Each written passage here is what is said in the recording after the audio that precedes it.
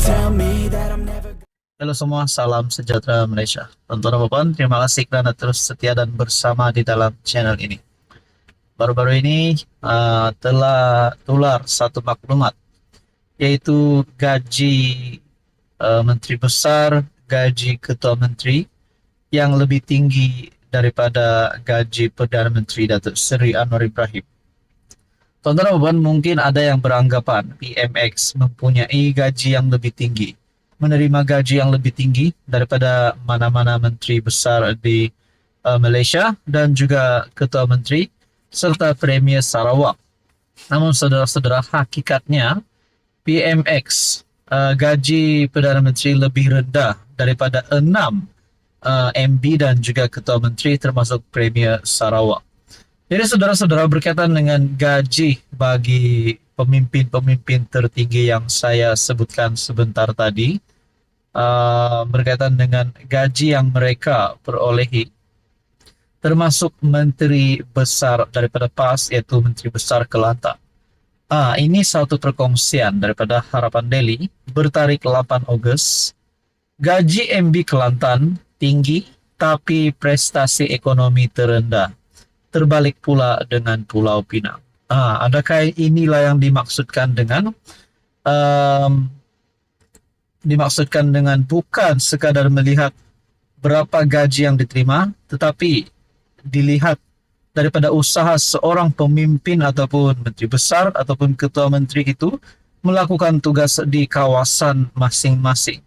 Jadi menurut perkongsian daripada Harapan Daily ini, rasanya seperti yang saya tahu, Ketua Menteri Pulau Pinang adalah mempunyai gaji yang rendah daripada Menteri Besar Kelantan. Jadi saudara-saudara, menerusi perkongsian ini, gaji Menteri Besar Kelantan mencecah sebanyak RM20,000. Sedangkan lebih rendah sedikit daripada PMX, yaitu Datuk Seri Anwar Ibrahim sebagai PM menerima gaji sebanyak RM22,000. Gaji MB Kelantan mencecah RM20,000 walaupun mencatatkan prestasi ekonomi negeri terendah di Malaysia dengan KDNK per kapita pada tahun 2023 hanya RM16,000. Analisis kini Newslab mendedahkan gaji MB Kelantan adalah 119% daripada KDNK per kapita negeri. Angka itu sekaligus membuktikan wujudnya jurang besar antara gaji MB dan prestasi ekonomi negeri di Malaysia. Sebaliknya dengan KDNK per kapita RM72,000, Pulau Pinang mencatatkan KDNK per kapita tertinggi Malaysia pada 2023, tidak termasuk wilayah persekutuan. Namun gaji ketua menteri itu di negeri itu adalah yang paling rendah, yaitu RM14,000 sebulan. Ini bermakna keadaannya terbalik dengan Kelantan. Di sini gaji ketua menteri hanyalah 1/5 atau 20% daripada KDNK per kapita negeri. Menurut analisis itu lagi, perbandingan juga mendapati gaji MB Kelantan turut melebihi MB Negeri Sembilan dan Ketua Menteri Melaka, biarpun masing-masing KDNK per kapita berjumlah RM51,000 dan RM53,000. Selain itu dengan KDNK RM41,000, gaji MB Johor adalah RM14,000, jauh berbeza dengan laba bulanan diraih MB Kelantan. Malah gaji Speaker Kerajaan Negeri Kelantan menyamai Selangor, yaitu RM15,000 yang merekodkan KDNK per kapita tertinggi Malaysia.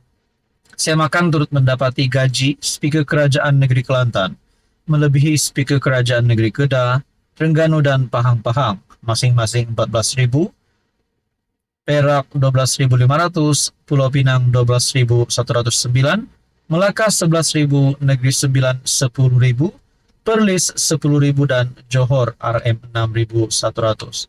Jadi saudara-saudara, persoalannya kalau benarlah memang MB Kelantan mempunyai gaji yang lebih tinggi, tapi prestasi ekonomi terendah, bukankah itu satu hint untuk beliau dipecat ataupun beliau diganti? Itu menjadi persoalannya. Jadi tonton apa komen Anda? Halo semua, salam sejahtera. Terima kasih kerana terus setia dan bersama di dalam channel ini.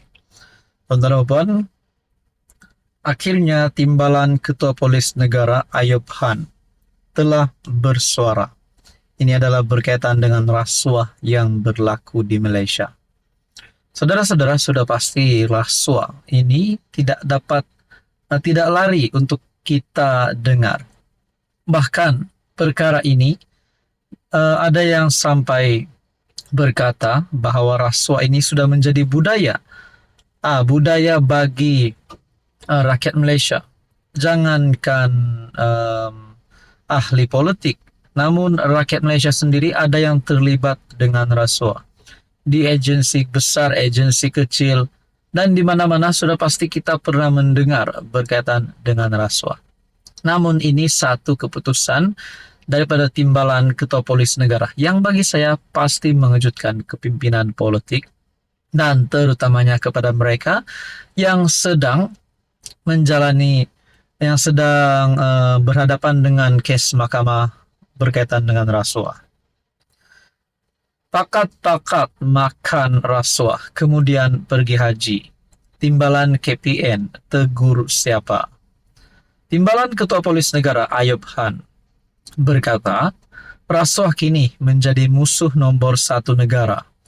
Melihat kepada kerosakan akibat perbuatan itu kepada masyarakat dan negara.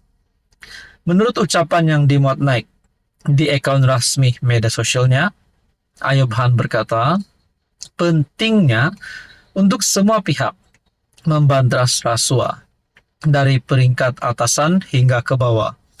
Katanya, amat mendukacitakan apabila orang Melayu Islam sendiri seperti menganggap rasuah sebagai satu budaya. Dalam konteks rasuah ini, kalau kita betul-betul nak bantras, bagi betul-betul ada impak besar, ambil daripada atas. Kalau yang atas ambil tindakan, yang bawah akan takut. Tapi kalau atas dibiarkan, atas yang menggalakkan rasuah, bawah ini akan bermaharajalela. Amat mendukacitakan ada dalam kalangan orang-orang Islam anggap rasuah adalah macam satu budaya. Mereka anggap tak salah pun rasuah, semua boleh ambil rasuah. Inilah salah satu sebab kenapa kita sampai sekarang masih ada isu rasuah, isu yang besar yang saya boleh kategorikan sebagai musuh nomor satu negara. Jadi dengan ini mana-mana penyakau, perasuah, kaki rasuah, buaya, jerung yang terlibat dengan rasuah ini perlu ditangkap. Perlu ditangkap bagi kita untuk menerjemahkan apa yang dinyatakan oleh Timbalan KPN. Dalam pada itu, saudara-saudara, menerusi perkongsian yang lain. Menurut perkongsian daripada Cosmo.com bertarik 7 Ogos, kalau mahu bantras rasuah serta impak besar, ambil tindakan daripada atas, pemimpin atasan menurut Timbalan KPN. Khinzir ketika darurat boleh dimakan. Rasuah dalam apa keadaan haram. Ini satu kenyataan daripada Timbalan KPN yang saya amat setuju. Jelas beliau tindakan tegas perlu diambil. Bermula daripada pemimpin supaya anggota serta pekerja bawahan mereka takut untuk membolot rasuah. Jadi saudara-saudara, siapapun juga pemimpin hari ini yang terlibat dengan rasuah, mungkin mana-mana ahli politik, mungkin juga kepada kalangan rakyat Malaysia, inilah kenyataan Timbalan KPN yang perlu kita dengar. Dan ini pasti menakutkan semua kaki-kaki rasuah di Malaysia ini. Apa komen Anda berkaitan dengan kenyataan daripada Timbalan KPN itu?